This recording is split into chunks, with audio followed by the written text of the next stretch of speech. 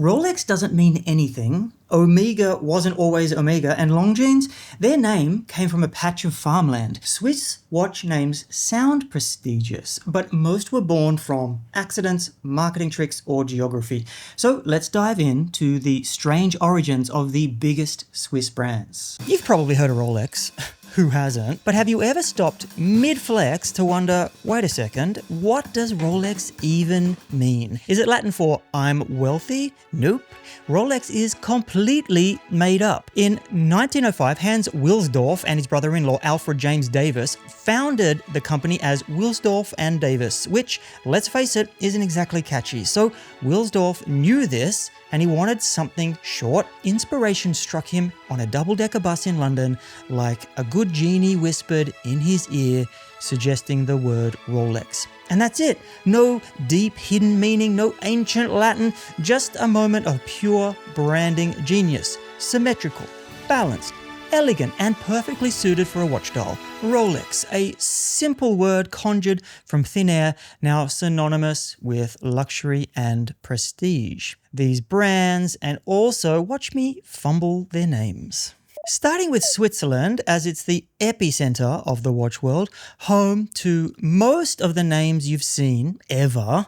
But behind their sophisticated exteriors, do Swiss watch names actually mean anything? Or is it just all fancy branding? Okay, Omega, originally named Louis Brandt and Fils after founder Louis Brandt, changed to Omega in 1903 because the Greek letter signified perfection. Way more exciting than just a family name. Swatch, short for second watch, because apparently just one watch isn't enough. Swatch was Swiss panic branding at its finest, cheap, colourful, and aimed squarely at fighting affordable Japanese watches. Hublot, literally French for porthole. Yes, your overpriced watch shares its name with a fancy boat window. Sail away, rich friend. Blancpain literally translates from French as white bread. Now, you're probably thinking, white bread?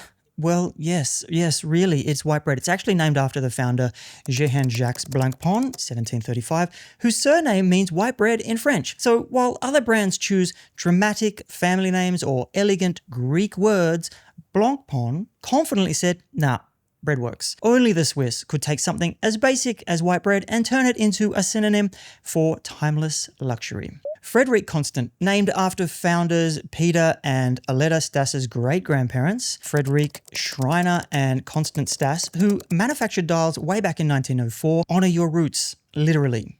H. Moser and C, named after its founder, Henrik Moser, an adventurous Swiss entrepreneur who actually got his big break making watches in Imperial Russia. Lenin might have won one. Wow. Still with me? Good, because it does get weirder. Patek Philippe, named for founders Antony Patek, the salesman, and Adrian Philippe, the inventor of keyless winding. Sounds regal, but it's really just two dudes agreeing their names sounded good together. History's most lucrative bromance, if you ask me. Audemars Piguet, named for founders Jules-Louis Audemars and Edward Auguste Piguet, childhood friends who decided watches were more fun than farming. Their names just happened to sound aristocratic enough to sell expensive wristwatches.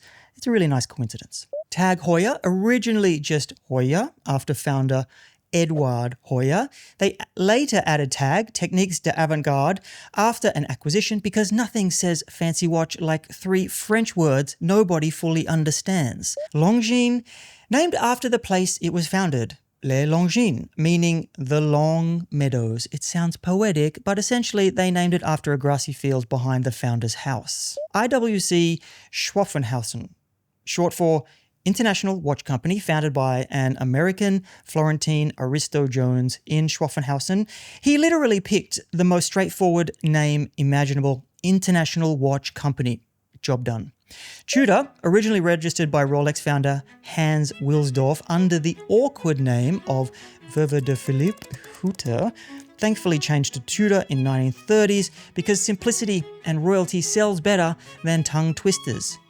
Breitling, named for Leon Breitling, who started the brand to make precision timers for pilots. And it sounds aggressive and dramatic, but Breitling was just a Swiss guy obsessed with precision and aeroplanes. GP, Gerard Perregaux. Another surname mashup, Jean-Francois Butte, founded the brand, but Constant Girard married Marie Perregaux and combined their surnames into a legendary watchmaking brand. Romantic or marketing brilliance, you decide.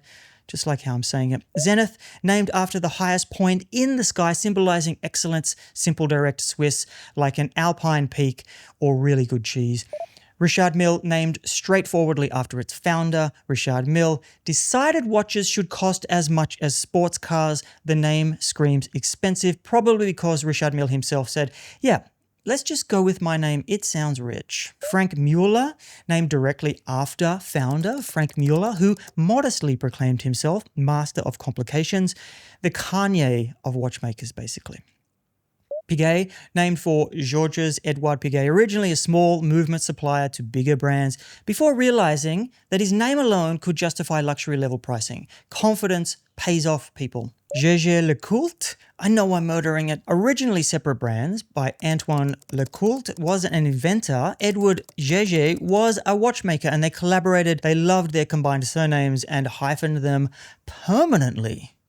Oris, named after a small brook near Holstein, Switzerland. Why? Because water flows, time flows. It sounded Swiss. Okay, good enough. Epos, Greek word for epic story, chosen by Peter Hoffer in the 1980s to revive James Orbert's old 1925 brand, an epic way to remind everyone that your watch has heritage without explaining it again. Ulysses Nardin, named straightforwardly after founder. Breguet, named after Abraham Louis Breguet, the godfather of watchmaking, who invented the tourbillon. No gimmicks, just eternal respect. Chopard, named after Louis Ulysses Chopard, who started making watches at 24. Chopard just sounds like something expensive you mispronounce in a boutique or on a video. Boehm and Mercer, another mashup. Surname William Boehm, the watchmaker, and Paul Mercer, the businessman, teamed up to create affordable Swiss luxury classic double act. Doxa, named after the Greek word doxa, meaning glory or reputation, famous for boldly colored dive watches built to withstand deep water adventures, because nothing says diving credibility like strapping bright orange glory to your wrist. Rado, from Schulp & Co. to Rado because it was short, sounded futuristic, and could easily fit on a dial, pure Swiss branding logic. Mont Blanc, technically German-owned but Swiss-made, founded originally as Simplo Filler Pen Company in 1906, making pens, not watches. It was renamed Mont Blanc after Europe's highest mountain to clearly symbolize peak excellence.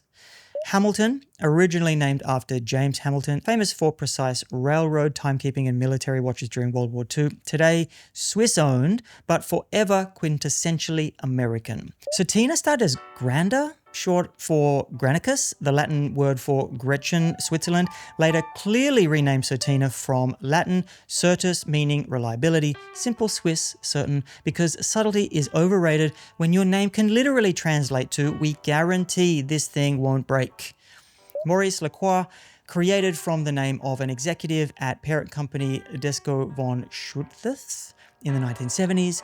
There was no actual watchmaker named Maurice Lacroix, just a conveniently fancy-sounding Swiss name chosen to sell affordable luxury. Pure Swiss branding genius, if you ask me. Squale, named after the Italian word for shark. Famous Swiss dive watches with serious underwater credibility because nothing clearly says we dive deep, quite like naming your brand after nature's most intimidating swimmer. Ever wondered if there's more than just Rolex and Omega? There's a rapid-fire list of niche Swiss watchmakers you probably haven't heard about. First up, Formex, short for Form Extreme, basically Swiss for our watches look cool and tough. Norquain, a catchy mashup of Nord and quality and adventure. Sounds like a Swiss hiking ad, and honestly, we dig it. Abbeshorn, named after Abbeshorn Mountain near Zurich, because nothing says Swiss quite like naming your watch after a mountain. Louis Erard, named directly after founder Louis Erard himself, Swiss simplicity at its finest. Zeno watch, Basil, inspired by Greek philosopher Zeno of Citium. Zeno means divine gift, humble flex, Switzerland. Roman Gautier, simply named after its founder Roman Gautier, to emphasize craftsmanship, straightforward, classy Swiss. Valbray, named after co-founder Comte de Valbray, famous for watches inspired by camera, apertures, timekeeping meets photography, Swiss artistry at its peak. If the Swiss stories surprised you, wait until you hear how Japan did it. Seiko, Citizen, Casio, none of them mean what you think. Click here for part 2.